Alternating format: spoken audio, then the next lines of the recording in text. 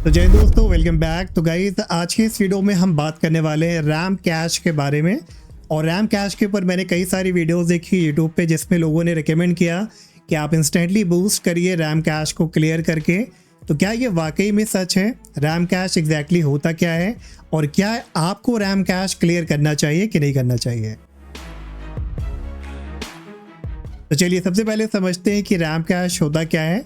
तो RAM cash वो temporary data है जो विंडोज़ आपके रैम में सेव करता है ताकि नेक्स्ट टाइम जब आप किसी एप्लीकेशन को, प्रोग्राम, फाइल या प्रोसेस को ओपन करें तो वो फटाफट और फास्ट ओपन हो।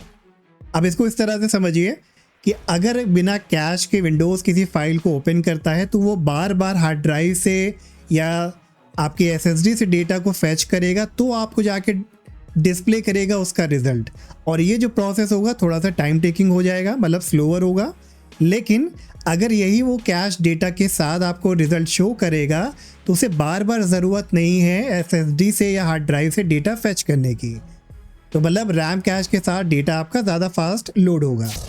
और मुझे पता है कि काफ़ी लोगों के दिमाग में ये डाउट होता है कि भाई रैम कैश को क्लियर करना भी चाहिए कि नहीं करना चाहिए। तो देखो, रैम कैश को जनरली आपको क्लियर नहीं करना चाहिए और ना ही इससे सिस्टम स्लो होता है। इनफैक्ट रैम कैश की वजह से आपका सिस्टम फास्ट चलता है, क्योंकि जैसे मैंने आपसे शुरू में बताया कि ये एक टेम्परेरी डेटा है जो विंडोज़ आपके रैम में स्टोर करके रखता है ताकि फटाफट ये आउटपुट को यहाँ पे आपको शो कर पाए और बार बार इसे डेटा फेच ना करना पड़े एसएसडी के साथ या हार्ड ड्राइव के साथ। लेकिन कुछ ऐसी भी कंडीशन आ सकती है, सर्कमस्टेंसेस आ सकते हैं जहाँ पे आपको रैम कैश क्लियर करना ज़रूरी होता है। अब वो कंडीशन क्या होती है?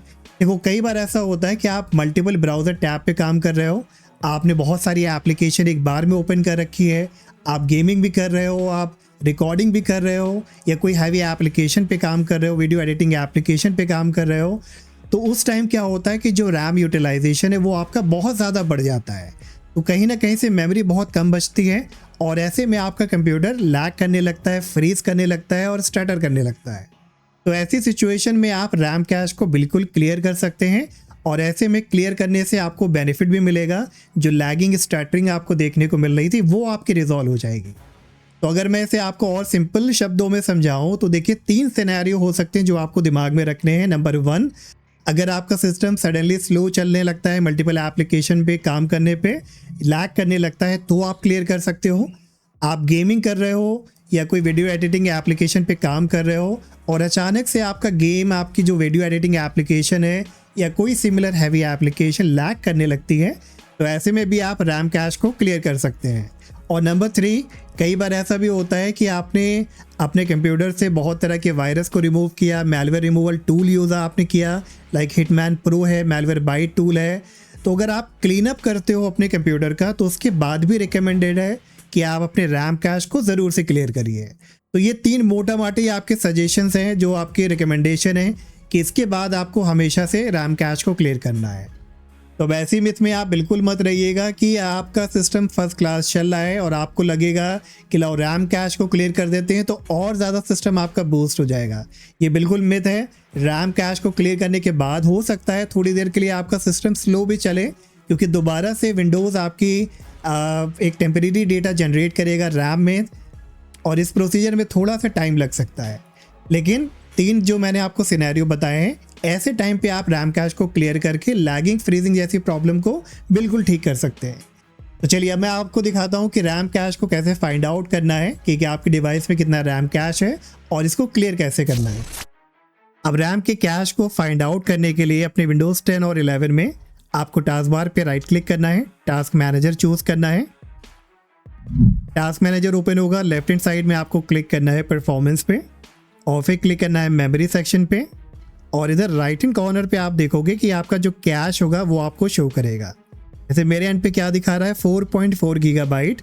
ये आपके एंड पे 5 गीगाबाइट भी हो सकता है, 3 गीगाबाइट भी हो सकता है, 7 गीगाबाइट भी हो सकता है।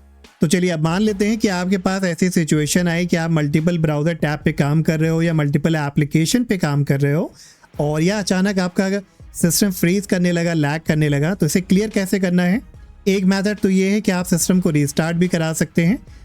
अगर आप एप्लीकेशन के ज़रिए से करना चाहते हैं तो कोई भी आप अपना ब्राउज़र ओपन करिए और ब्राउज़र में आपको सर्च करना है रैम मैप। एंटर कराइए तो देखो पहली वेबसाइट आपको मिलेगी रैम मैप्स इस इंटरनल वाली माइक्रोसॉफ्ट की तरफ से। इस वाली वेबसाइट पे आपको क्लिक करना है और टॉप पे आपको मिल जाएगा डाउनलोड रैम मैप, इस पर क्लिक करिए। छोटी सी फाइल है ये, फटाफट जिप फाइल में डाउनलोड हो जाएगी। तो डाउनलोडेड फोल्डर को ओपन कराइए, जिप फाइल पे राइट क्लिक करिए, एक्सट्रैक्ट ऑल कराइए, एक्सट्रैक्ट कराइए और एक्सट्रैक्ट होने के बाद कुछ इस तरह से सारी फाइल आ जाएंगी। अब इधर आपको देखना है रैम मैप 64.exe। इस वाली फाइल पे आप डबल क्लिक करा के ओपन कराइए, येस पे क्लिक कराइए और इस तरह से रैम मैप का डैशबोर्ड आ जाएगा। अब मैं आपको क्लियर करके आपके सामने दिखाने वाला हूँ। तो मैंने टास्क मैनेजर भी ओपन कर लिया है और टास्क मैनेजर पे आप राइट साइड में देख सकते हो कैश मेमोरी मेरी 4.1 गीगाबाइट है। तो अब इसे क्लियर करने के लिए क्या करेंगे, रैम मैप पे टॉप मेन्यू ऑप्शन पे आपको मिलेगा एम्प्टी वाला ऑप्शन, इस पर आप क्लिक करना, फिर मिलेगा एम्प्टी स्टैंड बाय लिस्ट। अब जैसे ही मैं इस पर क्लिक करूँगा तो आप नोटिस करना राइट इन कॉर्नर पे जो कैश मेमोरी है ये आपका रिड्यूस होकर कुछ MB पे आ जाएगा। चलिए हम क्लिक करते हैं और ये देखिए 2 गीगाबाइट फिर 249 MB पे आ चुका है। अब इससे क्या होगा कि बहुत ज़्यादा मेमोरी जो इसने ऑक्यूपाई कर रखा था, जिसकी वजह से आपकी मेमोरी मेन जो रैम है वो कम बची थी और लैगिंग स्टार्टिंग जैसा प्रॉब्लम आ रहा था, उसमें आपको सोल्यूशन मिल सकता है। ठीक है, तो ये हमेशा आपको नहीं करना है, ये तभी आपको अप्लाई करना है जब आपके सिस्टम पे कभी आपको लैग देखने को मिले, फ्रीजिंग देखने को मिले या मल्टीपल एप्लीकेशन पे काम करने पे प्रॉब्लम आपको देखने को मिले, या अगर किसी तरह का आपने मैलवेयर रिमूवल या वायरस रिमूवल टूल रन किया है तो उसके बाद आप इसे रन कर सकते हैं। तो अब होपफुली गाइस आपको क्लियर हो गया होगा कि रैम कैश क्या होता है, इसे क्लियर करना चाहिए कि नहीं क्लियर करना चाहिए और इसको कब क्लियर करना चाहिए, किस सिचुएशन में क्लियर करना चाहिए। होपफुली आपके सारे डाउट अब क्लियर हो गए होंगे। अगर अभी भी कोई डाउट है तो आप मुझे कमेंट में ज़रूर बताइएगा और वीडियो आपको इन्फॉर्मेटिव लगा तो प्लीज़ वीडियो को लाइक सब्सक्राइब करना मत भूलिएगा एंड हम मिलेंगे नेक्स्ट वीडियो में। Till then take care, bye bye.